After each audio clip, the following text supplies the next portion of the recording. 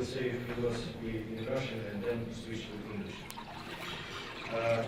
Прежде всего, хотел бы выразить признательность всем, кто сегодня пришел на нашу сессию. Мы постарались сегодня собрать представителей различных организаций и структур. В зале присутствуют представители правительственных структур, бизнеса, дипломатических кругов, подразделений ООН, академических кругов и различных учебных заведений. Если кто-то, мы будем работать на двух языках, на русском и английском, поэтому если кому-то требуется перевод, можно воспользоваться наушниками. Часть мы уже взяли, обеспечили, но если кому-то не хватило, можно подойти еще взять дополнительно.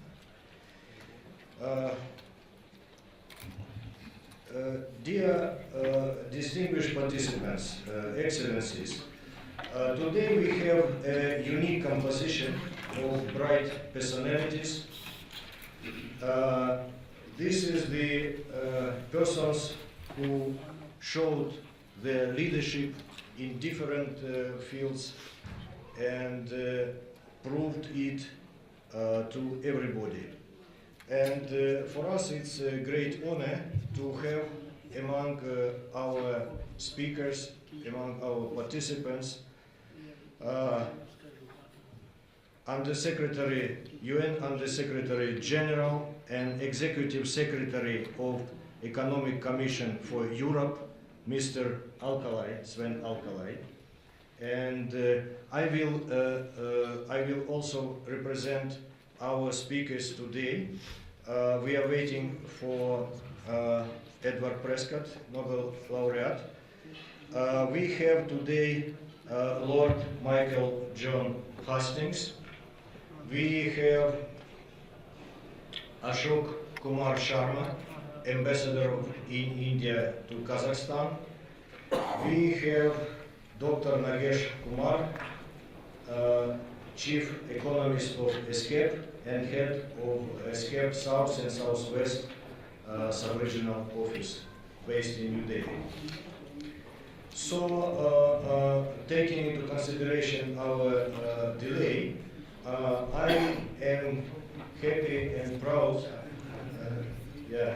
I'm happy and proud to give the floor to Undersecretary General, UN Undersecretary General, and Executive Secretary of Economic Commission for Europe, Mr. Sven Alkalay. Please. Thank you very much, my dear friend, Mr.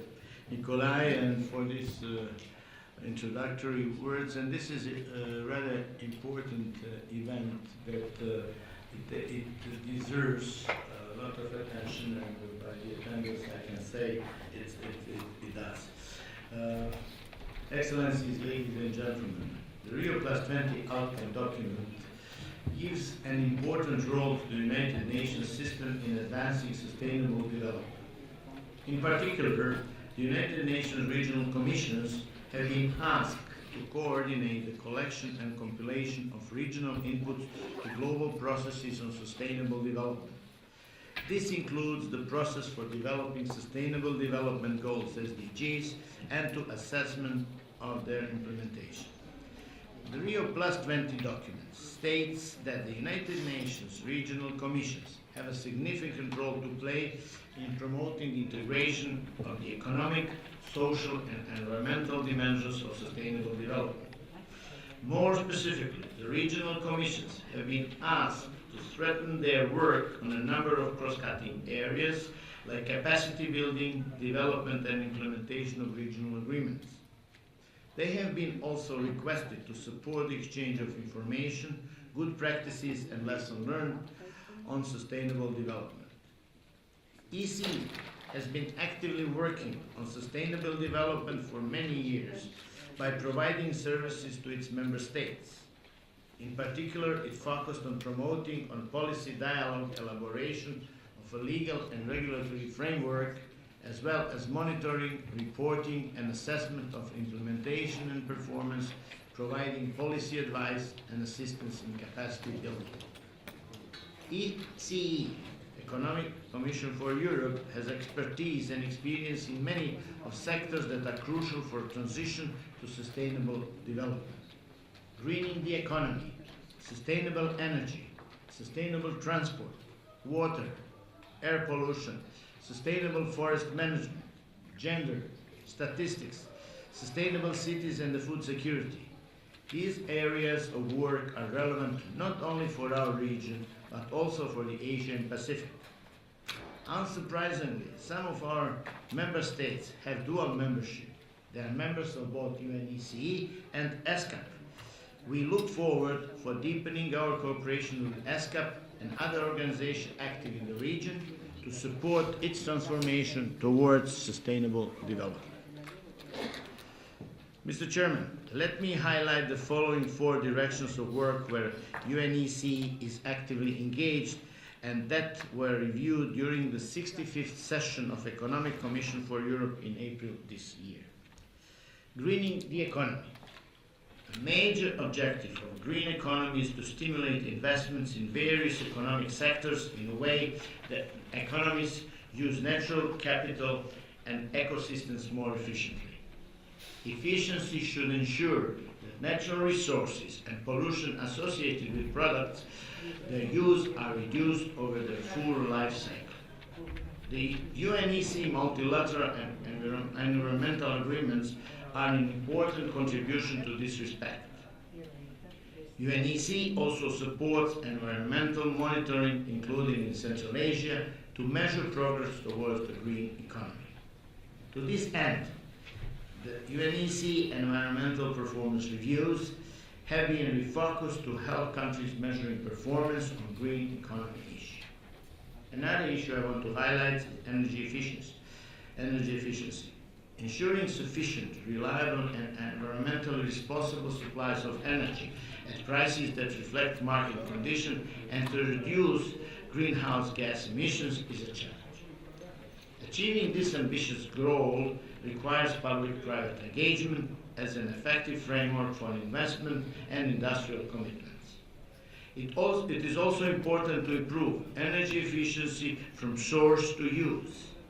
Increasing the share of renewables into global energy mix is another challenge. These are the areas of work where UNECE is contributing. Third, climate neutrality as a new urban agenda. Climate-neutral cities are critical to achieving global sustainability. Cities are responsible for a significant part of GHG emissions directly as generators of such emissions are indirectly as end users of energy as well as goods of service and services. Cities are strategic vehicles for climate change mitigation. Urban communities are vulnerable to climate change. Urban areas, concentrating people and infrastructure, experience some of the most severe impacts from both gradual climatic changes and abrupt natural occurrences. It is often the poorer and more disadvantaged people who suffer the most. Fourth, enhancing food security through trade. About 1/3 of the world's food production is wasted every year due to the inefficiencies in agriculture and food sector.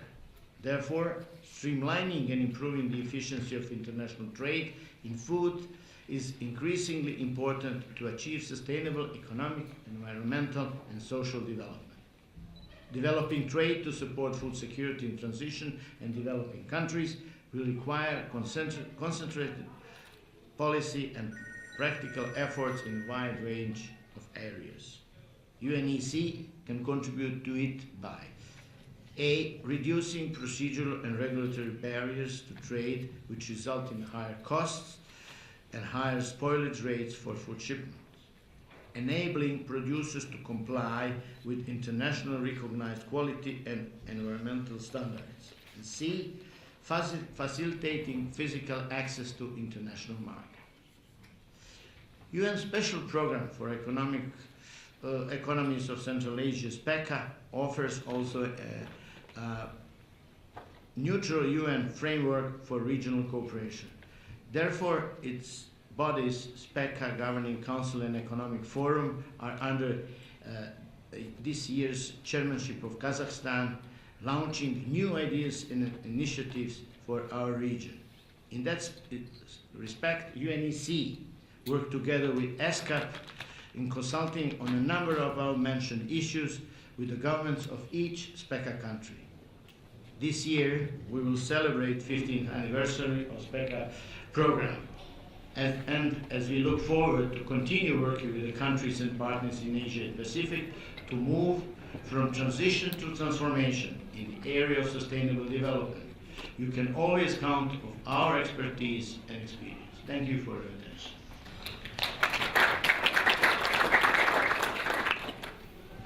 Thank you, Mr. Alkalay, for very interesting and impressive speech about the work of UNEC and its contribution to the sustainable development. It's very important, and it gives us opportunity to do much more all together with all other partners and volunteers. I would like to, before I give the floor to Dr. Nagesh Kumar, I would like to say that Dr. Nagesh Kumar is, as I mentioned, ESCAP Chief Economist and Director of ESCAP South-Southwest Asia Office based in New Delhi. Previously, he was Director of the Macroeconomic Policy and Development Division of ESCAP, headquarters in Bangkok. Prior to joining ESCAP in May 2009, Dr. Kumar was Director General of Research and Information System for Developing Countries, a New Delhi-based public-funded development policy think tank. He has also served on the faculty of the United Nations University Institute for New Technologies, Maastricht, the Netherlands. Dr. Kumar is recipient of the Exim Bank of India First International Trade Research Award and Global Development Network Research Medal.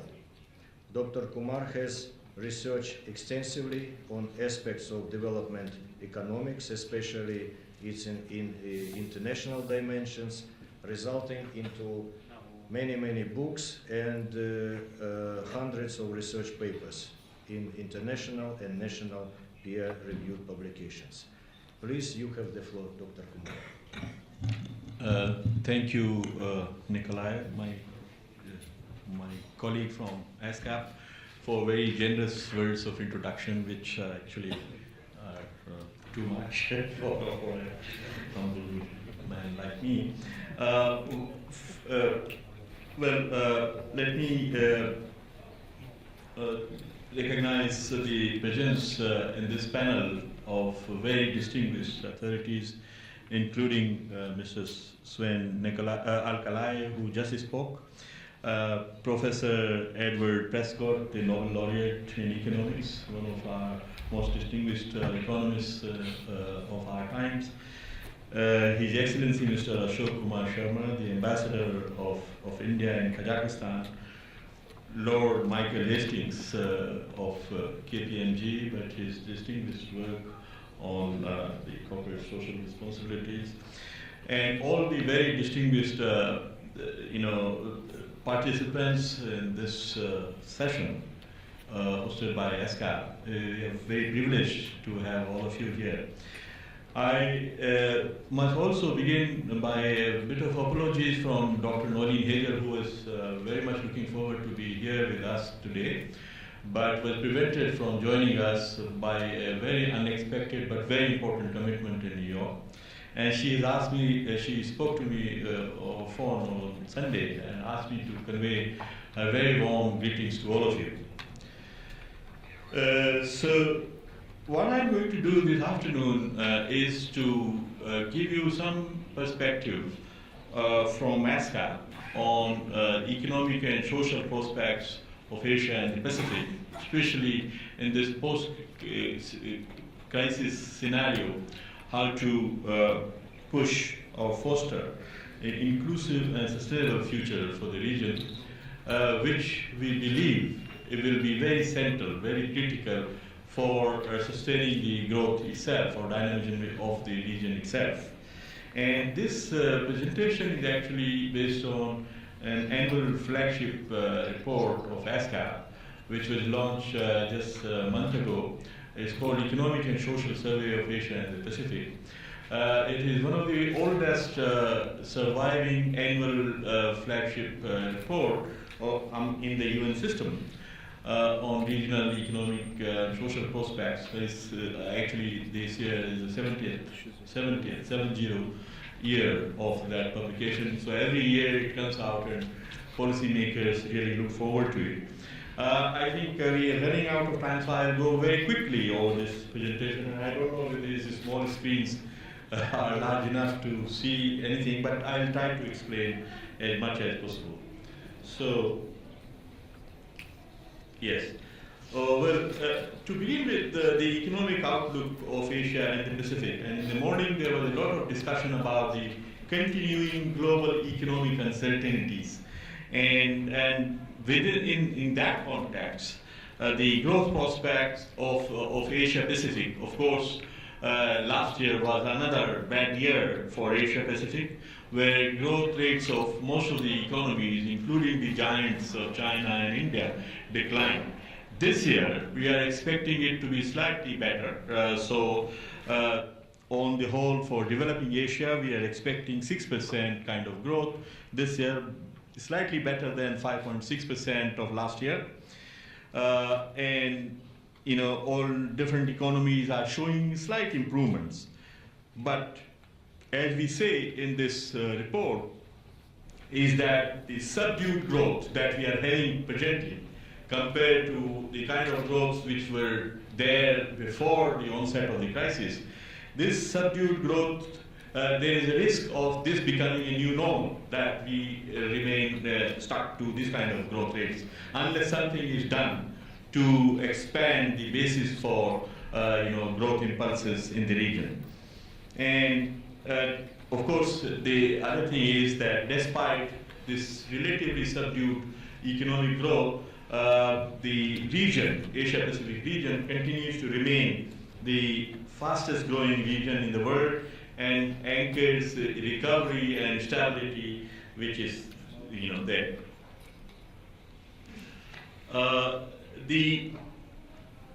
Because Asia-Pacific is a very large continent, and we tend to work around 5 sub-regions or sub-regional groupings within the Asia-Pacific region, and there is diversity across the sub-regions. Of course, East and Northeast Asia region, comprising the economies like China, which are very dynamic, has the highest kind of average growth rates, expected to be around 6.8% this year from 6.4% last year.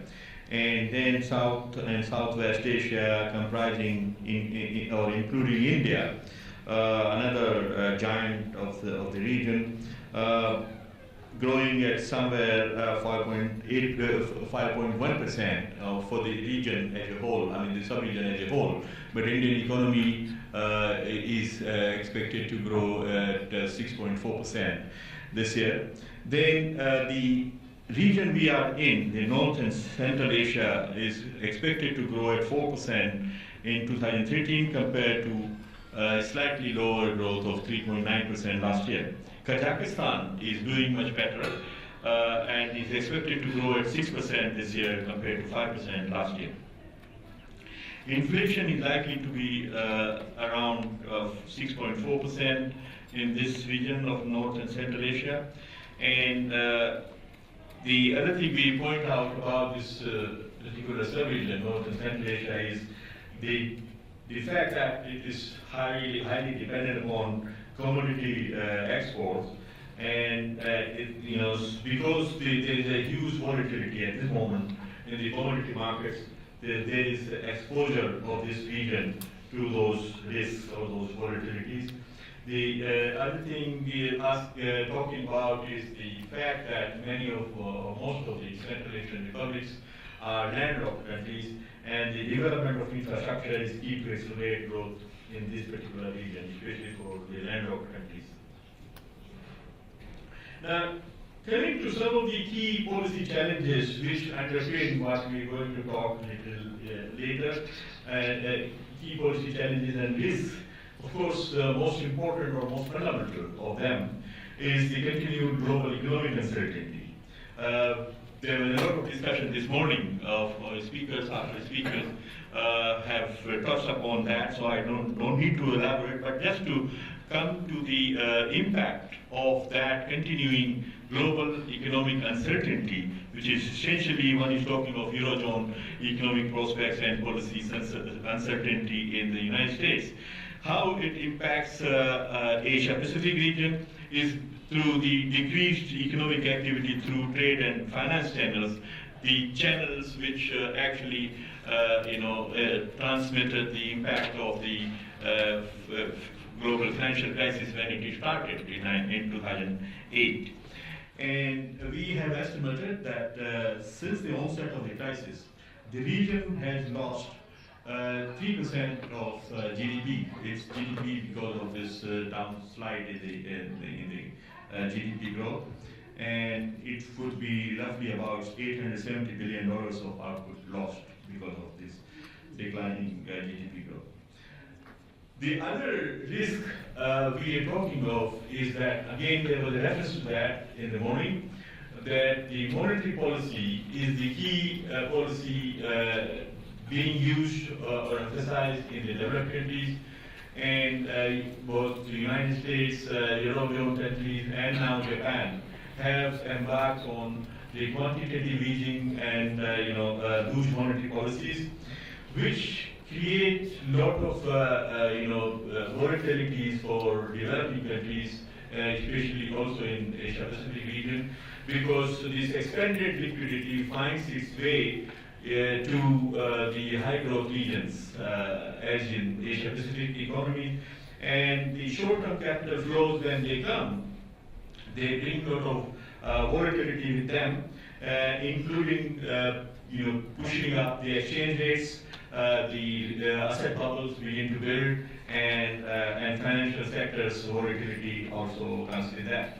The other risk which we have to be concerned about is the food and fuel price volatility, which has been affecting especially the poor in the Asia-Pacific region. ESCAP has some estimates of how the rising food and fuel prices pushed the number of people from above poverty line to below poverty line, for instance. Then the other concerns we are raising in the report is about growing economic insecurity in terms of the decrease or lower job growth after the onset of the crisis, the focus or high incidence of informal sector jobs, nearly $1.1 billion of region's workers remain trapped in low quality, more lesser protected jobs in the informal sector, and this is more pervasive among women and youth than men.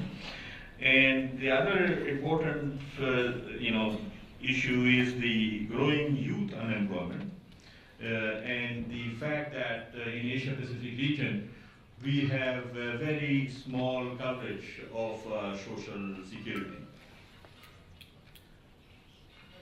Growing inequality has become actually a very important trend, and it is coming up in many discussions.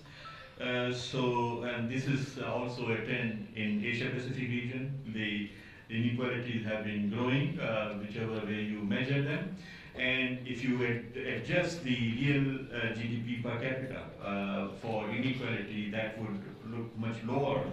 And also inequality reduces the poverty-reducing impact of economic growth.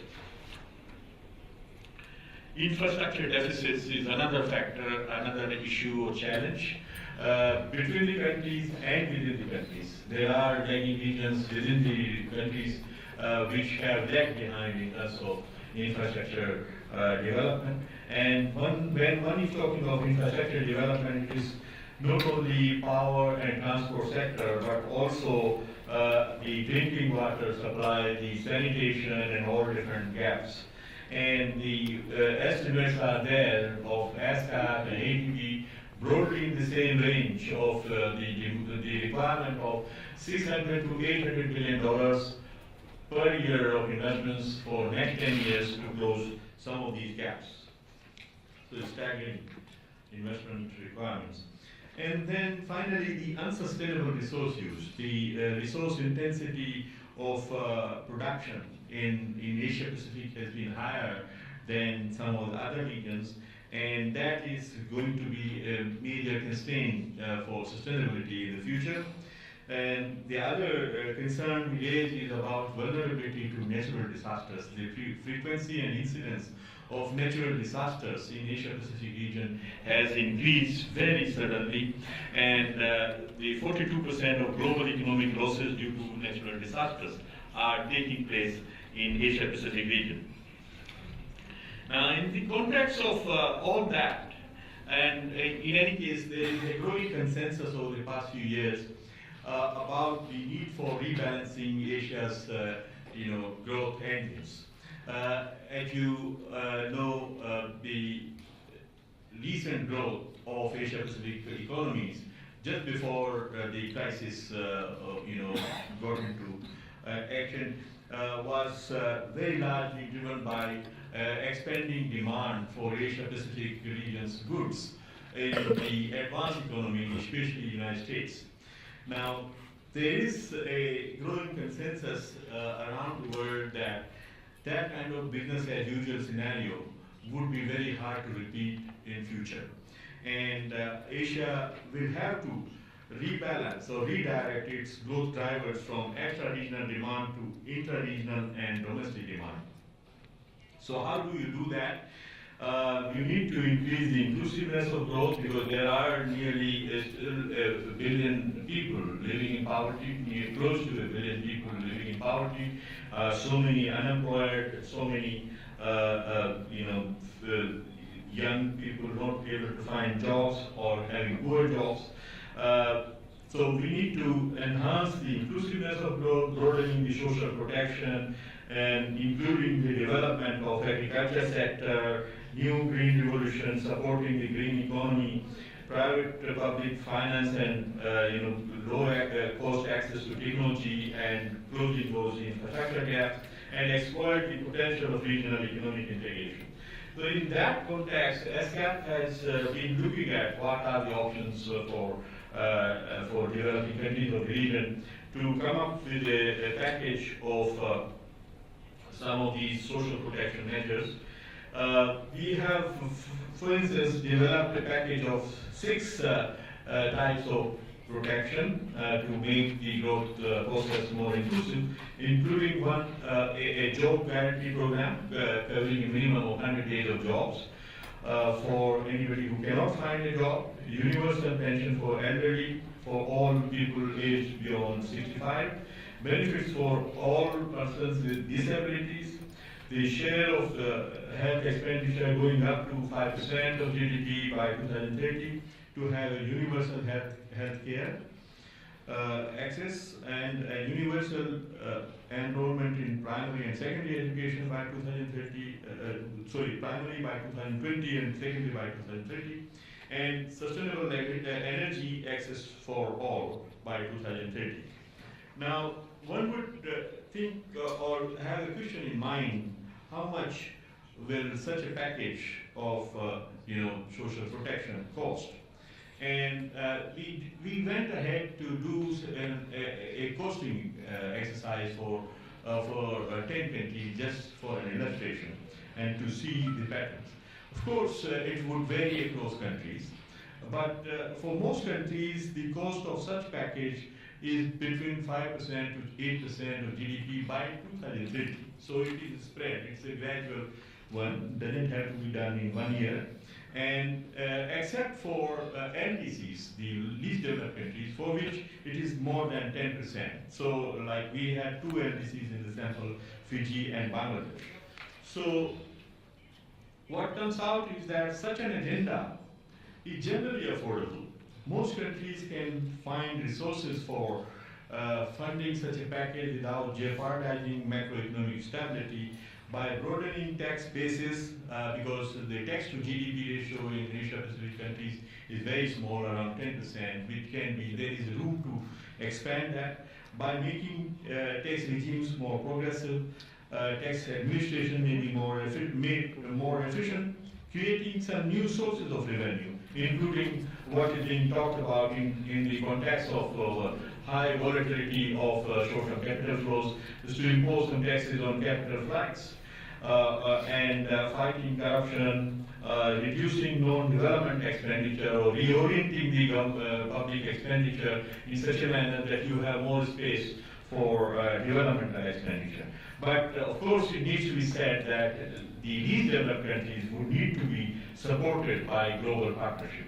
So with all that, it would be feasible, and if one were to move on that track, it would create enough aggregate demand to sustain rapidly growing economies of Asia-Pacific region. Now, region is already gradually moving into this kind of policies. For instance, around the region in Asia-Pacific, you have many examples of governments extending the social protection framework to cover the poor and vulnerable sections. For instance, Thailand has evolved a universal health package for all its citizens and has now raised minimum wages. So it is trying to expand the base of social security. India has experimented for the last 7-8 years the National Rural Job Guarantee Scheme, which has covered 48 million households, and they were provided 100 jobs per year. In over 600 districts in 2012-13, it has become a major public welfare and social security program in India.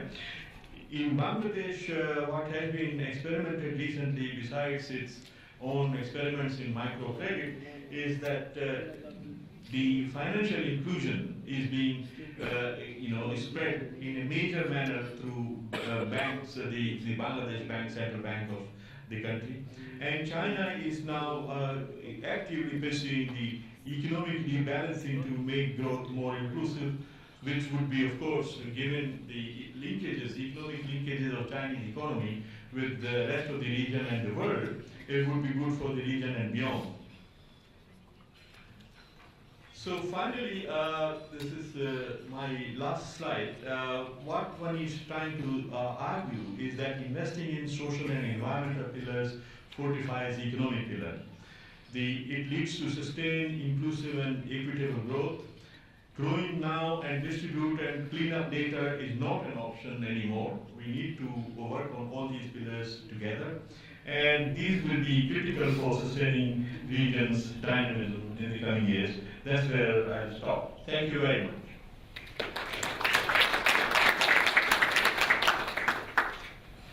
Thank you, Dr. Naresh Kumar, for very profound and thought-provoking statement. Before I give the floor to Dr. Edward Prescott, I would like to say that Dr. Edward Prescott, Nobel Prize laureate in economics, the research papers in economics project rank him as one of the most influential economists in the world based on his academic contributions. Currently working as an economist at the Federal Reserve Bank of Minneapolis and as a professor at Arizona State University WP Carey School of Business. He is a major figure in macroeconomics, especially in the theories of business cycles and general equilibrium. Dr. Edward Prescott, you have the floor, please. Thank you.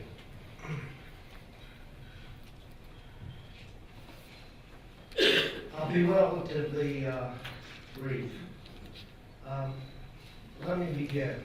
How well a country does economically depends upon the policy it follows, primarily. Currently, the U.S. and Southern Europe are depressed relative to the pre-2008 trend growth path. The trend growth path increases living standards about 1.8% a year, or it has been over the last 150 years. The reason these areas have been doing badly is bad policies. And why have they adopted bad policies? There's a shift in public opinion.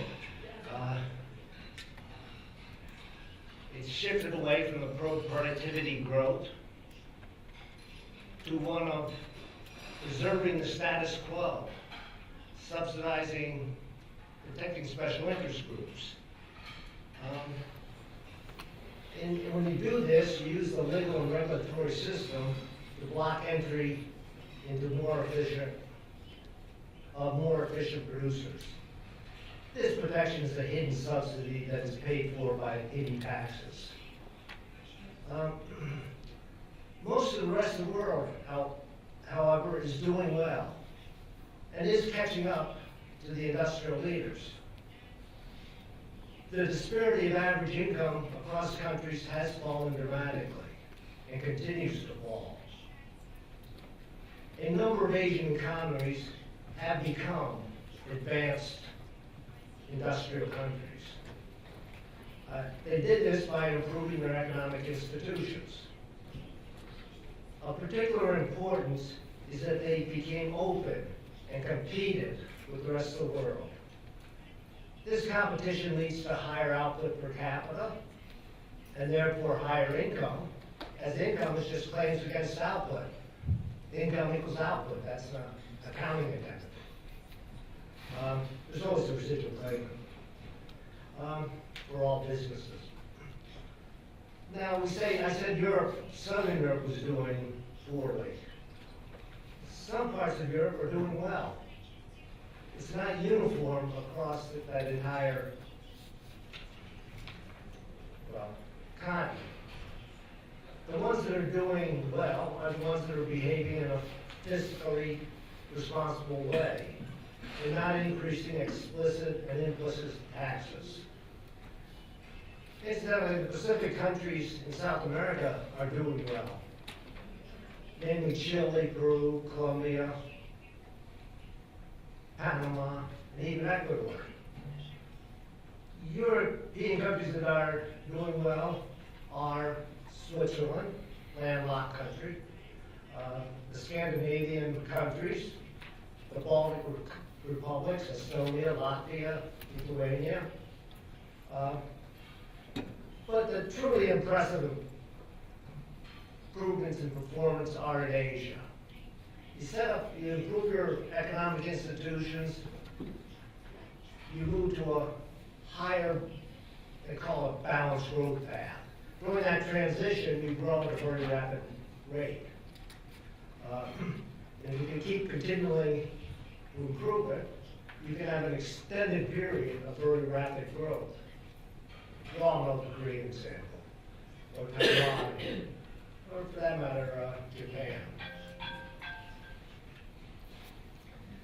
And more recently, some of these Asian countries that are not small population countries. We heard about China is a dramatic example. Because of bad governance, its per capita income was only about 5% of the industrial leaders when it began reforming its economic institutions about 1978. Now its per capita income at purchasing power parity is 30% of the leaders.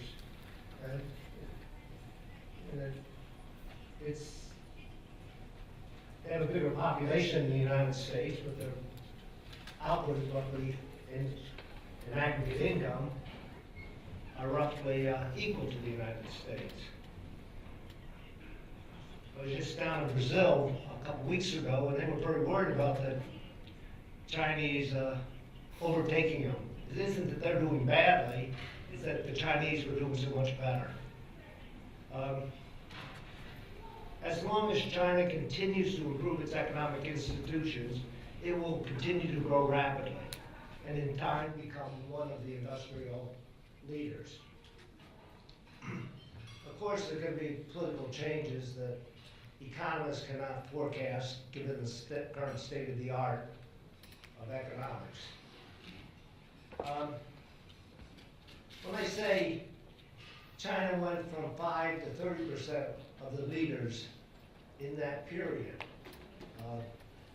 about 35 years, I believe. During that period, the industrial countries went up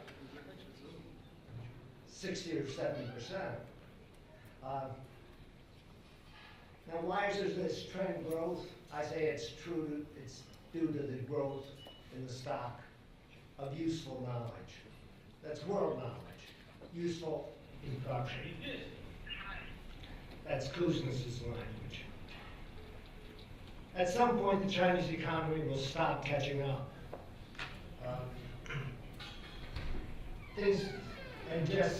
And growth will be due to increases in the stock of world's useful knowledge.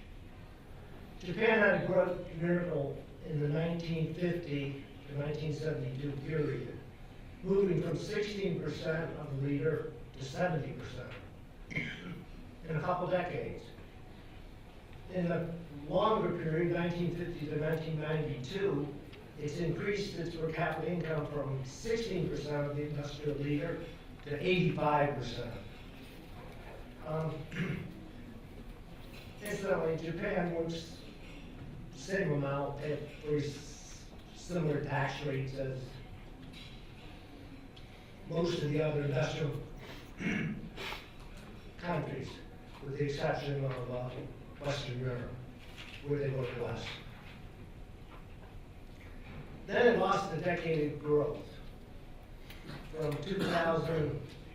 1992 to 2002. Why?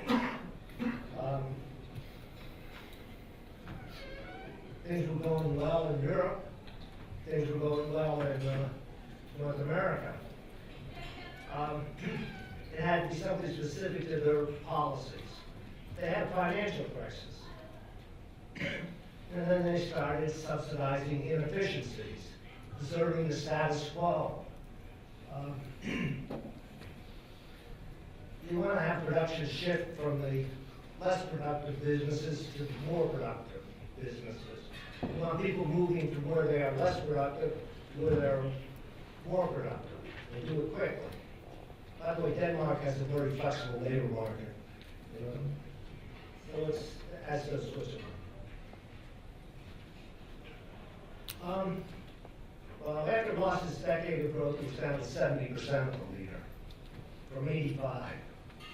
And then they made reforms in about 2002 and stopped losing ground, and maybe even recovered a tiny bit of the lost decade of growth. By the way, when you look at Japan, you got to correct for the working age population. They have unusual demographics. They have this huge baby boom that is now moving into retirement when they just save, for people to save. And that's why this was predicted.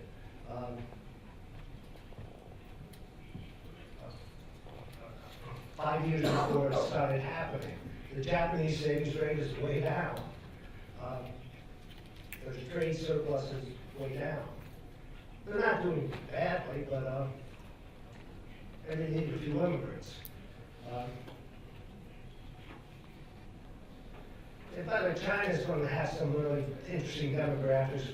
They had this one-child policy for a long time. And then they're going to have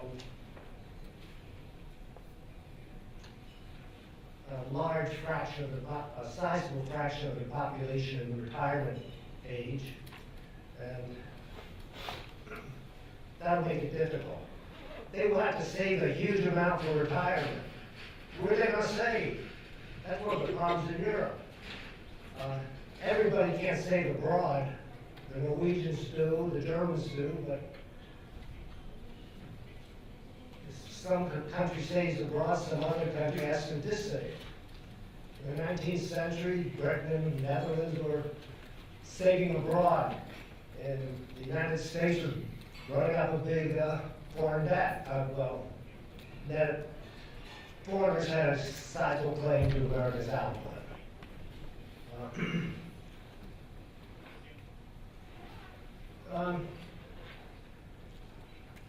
What should Japan do?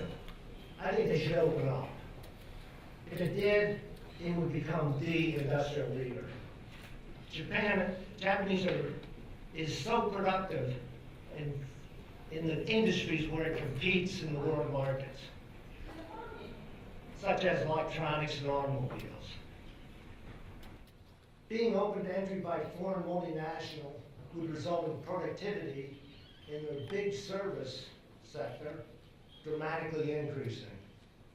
And the Japanese living standards would rise to the US level.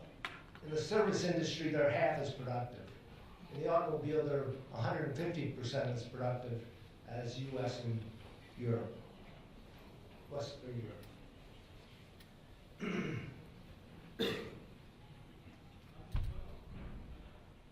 What about Central Asia? Both Pakistan and its neighbors across the Caspian Sea are doing well. And incidentally, you go a little further west to Turkey, they've been doing well. This is not a uniform thing, not doing well. And are catching up. We heard some growth rate. They're not quite as spectacular as they were, but they're still quite healthy, I would say.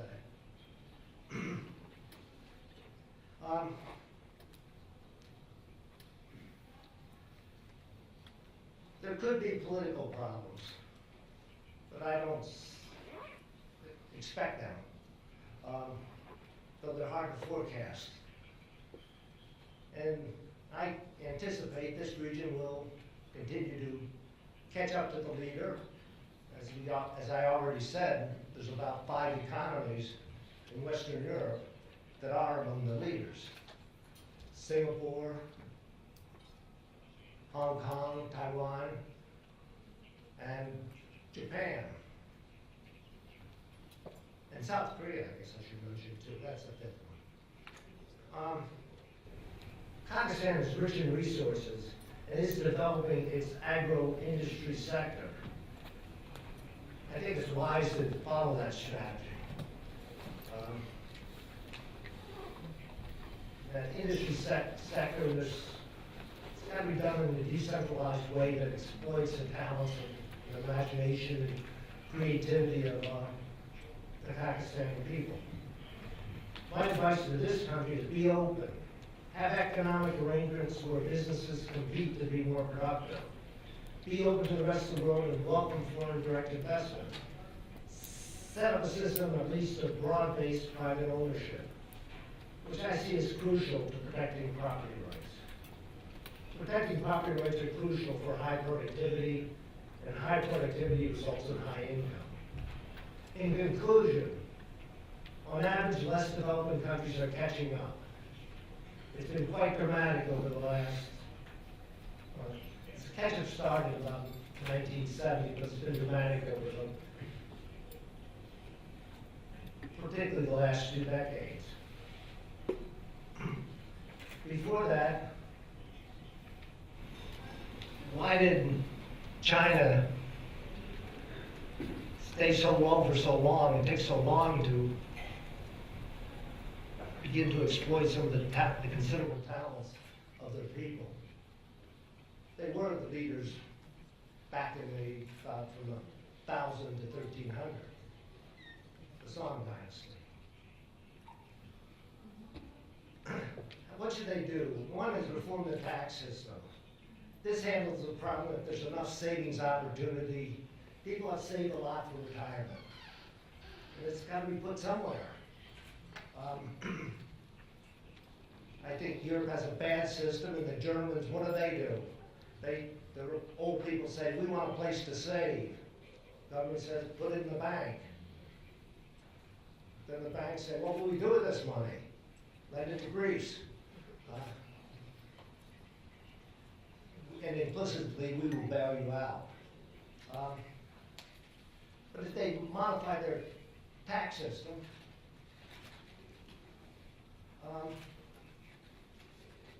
the amount of savings opportunities would dramatically expand. This one thing that's good to do is shift from a tax and transfer system to finance retirement to one to mandatory savings for retirement, like Australia. And also annuitization of these savings when you retire, so you can't outlive your savings. Sweden has already shifted. It's effectively a tax reduction when you do it. I also say eliminate all capital income tax, which makes consumption when capital income taxes make consumption when we retire more expensive in terms of consumption today. Wages, with such a system, wages and real interest rates would increase. That's good for people as it expands their lifetime budget constraint. If the U.S. made these reforms, consumption per capita would increase 33% relative to trend. Our grandchildren will be a lot better off. And in the transition, every age cohort will be better off, but not as much as the grandchildren. Now the politics in the U.S. is that we must take from those who have saved for retirement and give it to those that did not save for retirement. These redistributional policies are not good.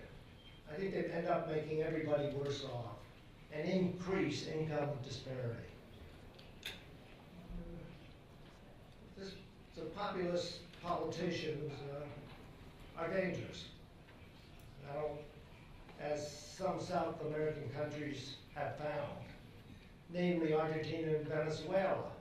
They once were among the rich countries. They're not now. Now back to sustainability. The problem is to set up good, sustainable economic institutions. This is easier said than done. If they are successful, Asia and the Pacific countries will be among the richest. If they successfully solve this problem, they'll be among the richest. Part of this has to be done through education, and so the people support and realize the value of commitment and long-term planning. I am optimistic that the president of this country will be able to set up good, sustainable governance. I know he's trying and has plans for that. I just hope he's successful for the sake of the Pakistan people. Thank you.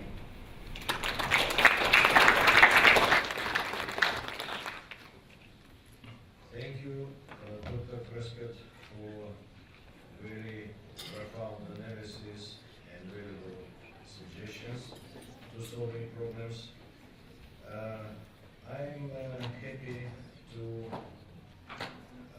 give the floor to Lord Michael John Hastings. Michael John Hastings, he is another self-made man who developed from humble teacher to one of the most noticeable leaders in the UK. He is KPMG International's global head of corporate citizenship. He was previously the BBC's head of public affairs and then the first head of corporate social responsibility. In January 2003, Michael was awarded a Commander of the British Empire in recognition of his services to crime reduction. In 2005, Michael was awarded the honor of independent peerage to the House of Lords by Her Majesty the Queen. In the same year, he was also received the UNICEF Award. for his outstanding contribution to understanding and effecting solutions for Africa's children. In 2011, he became a vice president of UNICEF. I watched his interviews and really was impressed by his vision and his understanding of sustainability, leadership, business and society, and shared values. I hope he will share with us this. Your floor is please. Thank you very much indeed, and I'm very conscious that as time has run on and some people have run out of the room, we should contain our remarks a little bit more. But can I just, on behalf of my colleagues at KPMG, of which there are a number placed over there, including our current and prospective head of division here in Kazakhstan, thank you for your attention. I want to focus my remarks more specifically on the question that was in front of us on sustainable development in Asia and the Pacific, on the challenges and opportunities. And from the statement that I provided for this meeting, let me just draw a few comments out of it to help us and encourage us in our thinking. Over the last 2 decades, we've recognized that the way in which we do business and how we develop has got serious impacts on the world around us. Nobody questions that any longer. Now it's increasingly clear that the state of the world around us also affects our capacity to do business. Last year, 2012, KPMG globally released a major research report called Expect the Unexpected, Building Business Value in a Changing World. And it seeks to highlight the factors that are putting the world on a more development trajectory that is not sustainable. In other words, the more serious risks that we continue not to face. And those include, for example, the inability to reach clear decisions on climate change limitations, to respond importantly to resource scarcity with consumption attitudes that are also in line with responsibility, and to understand the pressures of population growth. These megaforces demonstrate that the current resource-intensive structure of the global economy, and of course here of the Asian region and the Asia-Pacific region, is in fact no longer sustainable. But let me just focus on 2 key factors that our report gave an assessment of: wealth and urbanization. Globally, the middle class, and that is to be welcomed, the middle class are predicted to grow 172% between 2010 and 2030. That results, of course, in a huge increase of wealth. With the enormous increase of wealth comes a rapid increase in material consumption. In China, for example, consumption is expected to rise from 41% of the country's GDP today to 55% by 2025. Similarly, when it comes to the trends on urbanization, in 2009, for the first time ever, more people lived in cities around the world than lived outside the cities. By 2030, all developing regions in the world are expected to have the majority of their citizens living in urban areas. For these cities to grow to be habitable, they're going to require vast amounts of improvements and new infrastructure. Moving people and goods safely and efficiently to large, densely populated urban areas is going to become more challenging and expensive. And as cities grow, there will be greater demands on scarce resources such as clean water and open green spaces. So with the enormous increase in wealth comes the challenge of how to supply the basics of cities themselves. While the transition to a sustainable economy is technically possible, it's going to require widespread global support from business, government, and civil society. Notably, sustainable growth is going to require massive investments from business. The International Energy Agency predicts that almost $10.5 trillion over and above business as usual are going to be required between 2010 and 2030.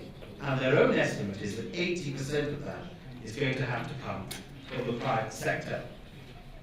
Let's just consider one particular example. Take China. The recently closed 18th Party Congress in China saw a new generation of leadership come into the fore who are set to steer China's development for the next 10 years. along with many other important initiatives in which the new leadership announced, is one they call building an ecological civilization. It is now official Chinese party policy, together with economic, political, cultural and social development. And this ambitious goal that by 2020, both China's GDP and average income would double their current levels. Well, KPMG produced a report just a few months ago, in February 2013, on infrastructure in China, sustaining global growth. And China's ambition to see higher quality growth, of course, could be achievable from its own direct investment, but it will drain the Earth's resources substantially.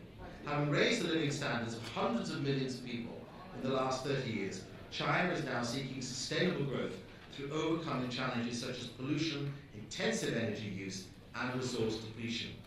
China's 12th five-year plan focuses on moving the country up the value chain and to a more sustainable model of quality economic growth with higher value-added technologies and boosting internal consumption. One tool that KPMG has been developing is a global green tax landscape, looking at both incentives and penalties, assessing the rapidly evolving form of taxation moved around the world, which are both to incentivize infrastructure development and sustainable investment.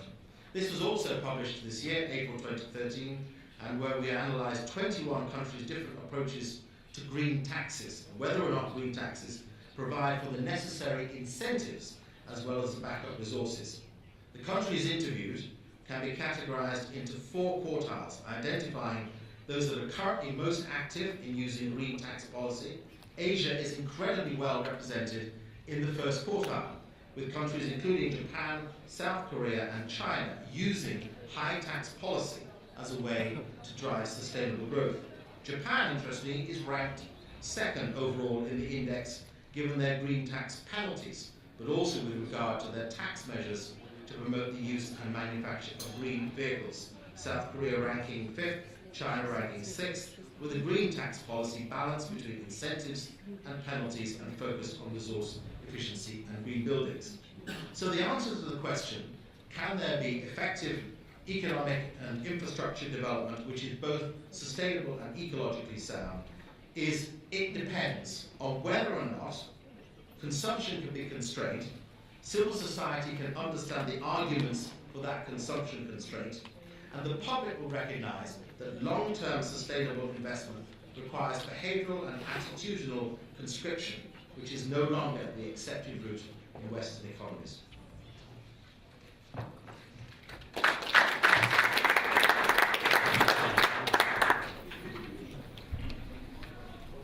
Thank you very much, Lord Michael Hastings. It's really very impressive, especially middle-class growth projections and measures taken in different countries, including China, for green taxation, green vehicles. It's really very good. So I have honor to give the floor to His Excellency Mr. Ashok Kumar Sharma. Ashok Kumar Sharma, this is his ambassador of India to Kazakhstan. After his graduation in economics and statistics, he did his Master of Business Administration from University of Delhi.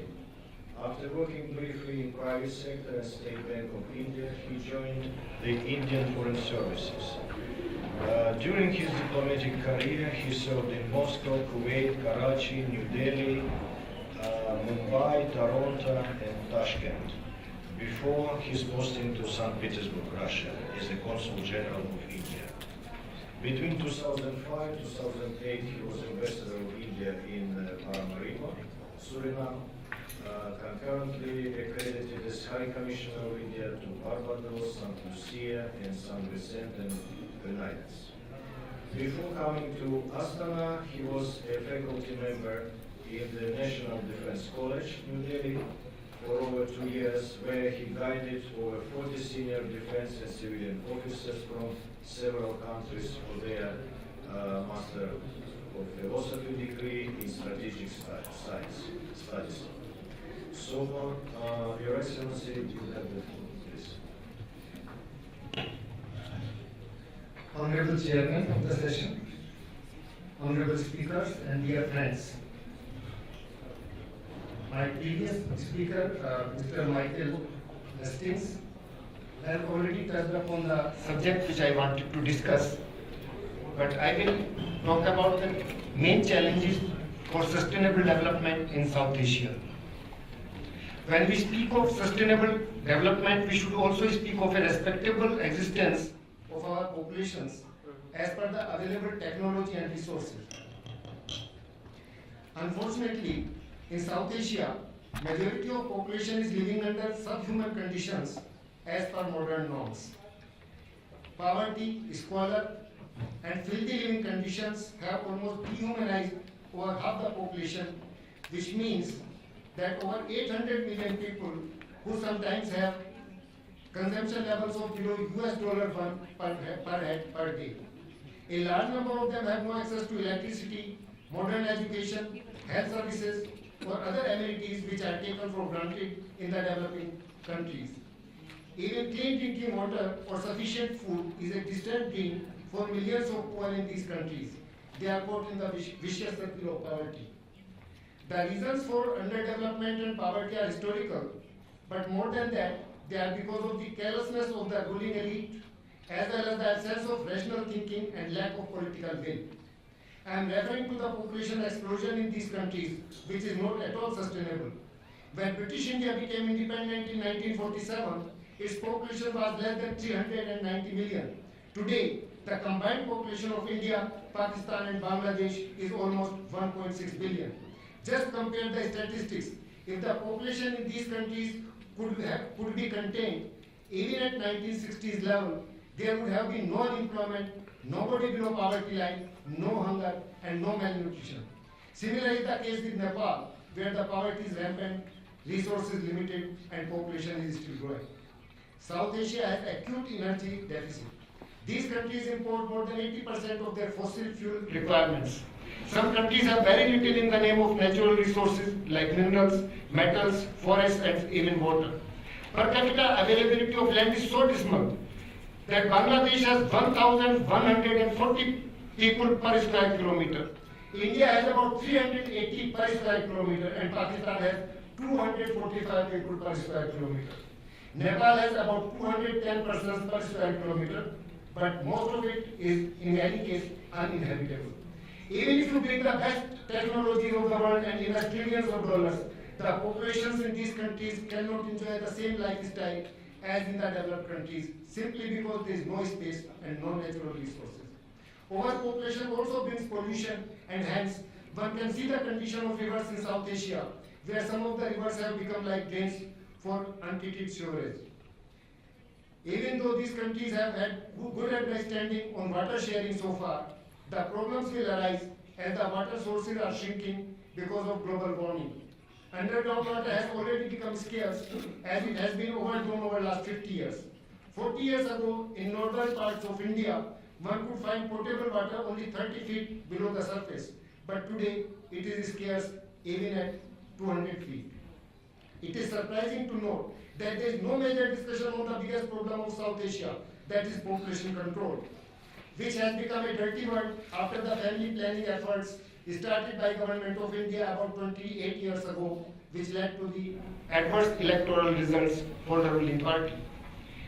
Even though our population is the biggest problem, there have been no commitment and no serious efforts in the direction to control this problem. On one hand, a large portion of national incomes is spent by these populations in the propagation of irrational ideas, counterproductive rituals, and primitive or medieval religious and social practices. No money is spent on national education and spread of scientific temper. Hence, many people believe that giving birth to a large number of children is their religious duty, and the creator of the universe, that is the God, will take care of these children. However, they forget that human beings alone can't provide sustenance, and they need other means of production like natural resources and above all enough land, water and air, etc. for a dignified life. It is a fact that most religions distort the meaning and purpose of life and give false notions of self-importance to human beings as the masters of this universe, rather than being a very small partner in this vast ocean of galaxies. The dinosaurs ruled this planet for over 180 million years. The Homo sapiens have arrived barely 200,000 years ago. The oldest traces of human civilization are not more than 10,000 years old. Hence, human beings cannot be the purpose of the creation of this universe. They happen to be there like any other species, and that also only for a short time. Human beings are not forever. Even the diamonds are not forever. Species extinction is not a rare phenomenon on this planet. Over 99.9% species that have existed on this planet have already become extinct. It is only a matter of time that humans will also become extinct. Let us try to ensure that human race survives for at least a few thousand years more. That is what sustainable development means to me.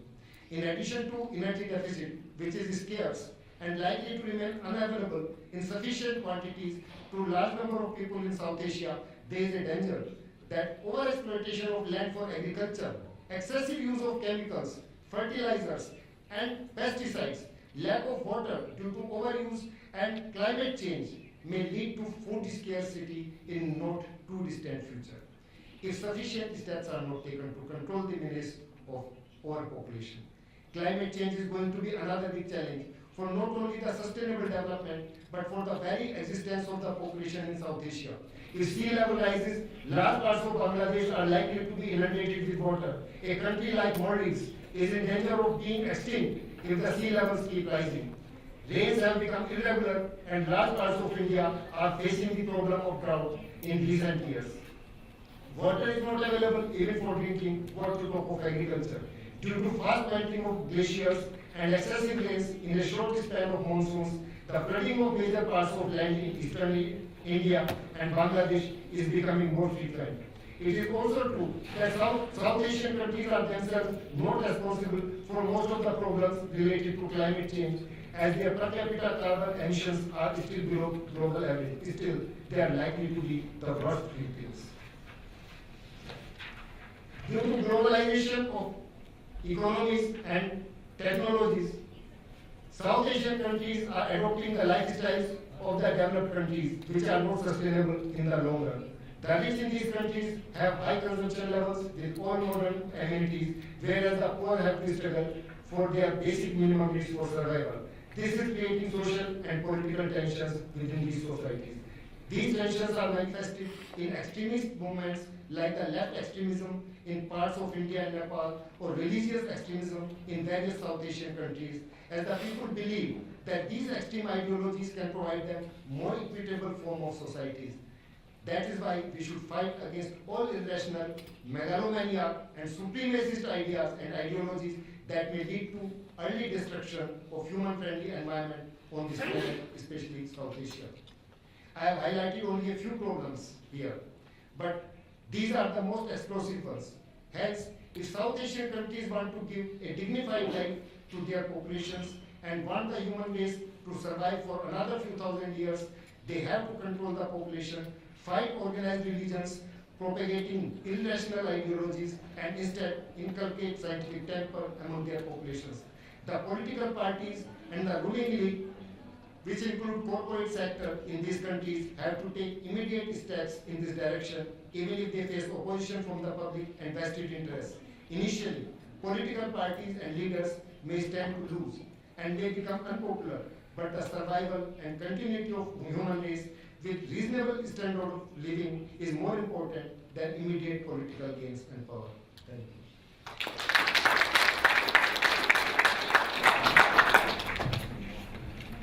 Thank you very much, Your Excellency, for very deep and serious analysis of the economic and social situation in South Asia. It's really calling for urgent actions. Thank you very much. The list of speakers is exhausted, and I would like to invite all who would like to share his comments or her comments on the topic which we are discussing today. Please. Yeah, you can use any. We have a lot of seats here. Well, I mean, I have one question I have to make a point because Mr. Prescott has gone, and I guess because the session didn't run at the time it was supposed to run. But the question that I wanted to ask Prescott is why don't economists read? Why don't economists read history books? Okay. There were several things he said about East Asia that were simply factually inaccurate. The one that I want to seize on was the remark about why Japan had a 20-year hiatus. He said Japan started subsidizing inefficiencies. Simply not the reality. Japan used subsidy combined with what I call export discipline to build a manufacturing sector which took it to a very high level of wealth. It's true that Japan absolutely needs to deregulate now, but it used subsidy absolutely to get to that level of wealth. It was actually in a period of deregulation and subsidy reduction when it went into its hiatus. And there has been some very marginal further reduction in subsidy in this period of low growth. So it's simply wrong. I mean, you can't reinvent history to fit your economic theory. And so, given the fact that the major historians of Japanese development, whether it's Charles Johnson or whether it's Temple or Lockwood or Rosowski, any of these people, given that most of them are Americans, why don't economists read history? Okay? If you want to try and answer that, because I think you're an economist, the second thing is coming back on the population question. I think you make around that interesting points and you raise a sensitive issue. But I have to say that my own take on South Asia is that the population is a symptom of the problem, not the problem itself. If South Asia, and I'm thinking particularly Bangladesh, Pakistan, and India, have universal and effective land reform of the type that happened in Japan, Taiwan, Korea, and China, and only exists really in India with Kerala and a little bit in West Bengal, if it had that, if it had a manufacturing strategy to draw people off the land into a much more efficient use of labor through manufacturing, and if it had the financial strategy to make those two things happen, which would involve understanding the role of capital controls and understanding the temporary role of financial repression, then you'd be in the situation that the Chinese are in Shanghai and Guangzhou, where they're now begging people to have more children, because you would have created the wealth that would have meant that people stopped having kids. And frankly, the problem in South Asia is that South Asia is run by posh people in the interests of posh people. It's provocative, but I invite a response. Thank you. Thank you for your question. But then maybe we can have some comments. Yeah. Who would like who would like to ask questions or to share his comments on the subject discussed? Кто-нибудь хотел бы тоже поделиться своими комментариями по обсуждаемой проблематике или задать какие-то вопросы к участникам нашей сегодняшней дискуссии?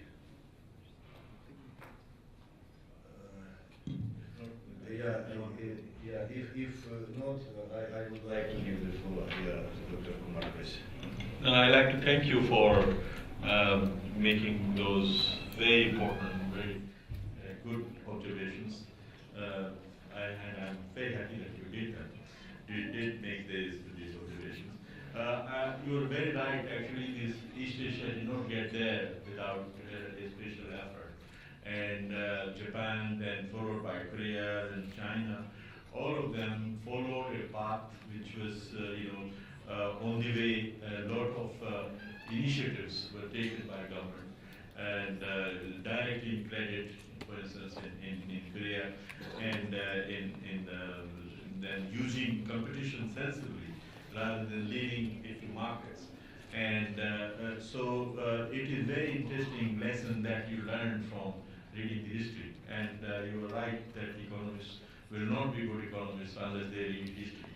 And for that matter, even if you go back to European history or United States, also in the times when they were growing, there were a lot of interventions sensible interventions made by governments will deliver the results. And then afterwards, you forget. Once you have reached this stage, you forget that those interventions were required, and you start telling the markets will leave it to markets and they will do. They don't. On your second point about population, I agree with you. And partly, and also the point which His Excellency raised, that population is at this moment appearing to be a problem, large population. But if we use this youth bulge that we have in South Asia sensibly, South Asia can become the center of global growth. Actually, we had some projections in a report that the South and Southwest Asia Office of ЭСКАТО recently brought out, and it's on our website, which showed that if we can invest properly in the health, education, vocational training in the youth, and also move on the right kind of structural change, which is using the industry to move people, to create jobs which can move people from agriculture, low productivity jobs in agriculture to industry, then it could become the hub of, the biggest middle class could be in South Asia. It could bridge the skills deficit in the world and become the center of consumption. Some $30 trillion of consumption could be taking place in South Asia in the next 30 years. So that is the prospect of using this youth bulge sensibly, and rather than allowing it to become a burden. And if it is not harnessed properly, then you know what it is going to lead to. I mean, the millions and millions of youth around not having proper jobs will lead to social disruptions. So this is a very, very important moment for South Asia to ponder over and to decide on the path that will harness and utilize the energies of these young people rather than allowing that to become a burden and socially disruptive force. So I will stop here. Thank you. I will also like to add about what Mr. Nagesh Kumar said just now about land reforms. You will be surprised to note that there is not enough land in India anymore to distribute except in a few states. And most of the land holdings have already become uneconomic. So maybe in a few states we have some areas where we can further carry out some land reforms, but in most states we will be just distributing poverty and nothing else. So when I say that the biggest problem is population, and of course it is population, but at the same time there is no political will and there is no effort. I am not saying that we cannot solve this problem, we can still solve this problem, but there have to be collective efforts both by civil society, which is not bothered, or the political class, which thinks that it is a dirty. So land reforms, and even if you want to divert some of the rural population towards manufacturing, where are the other factors of production like capital or raw material? So that is why when we talk of moving the population from low productive agriculture to manufacturing sector, we can maybe employ millions but not billions. So ultimately we have to take some measures like China in controlling the population. I am not saying one child policy, but at least 2 or 3 children policy. Not 10 or 12 like we have now in India, Pakistan or Bangladesh. Thank you, Your Excellency. I think very, very good point. And I also would like to support your observation, saying that there were several stages of land reforms in India. And also I would like to remind that India was one of the advanced states using the Green Revolution.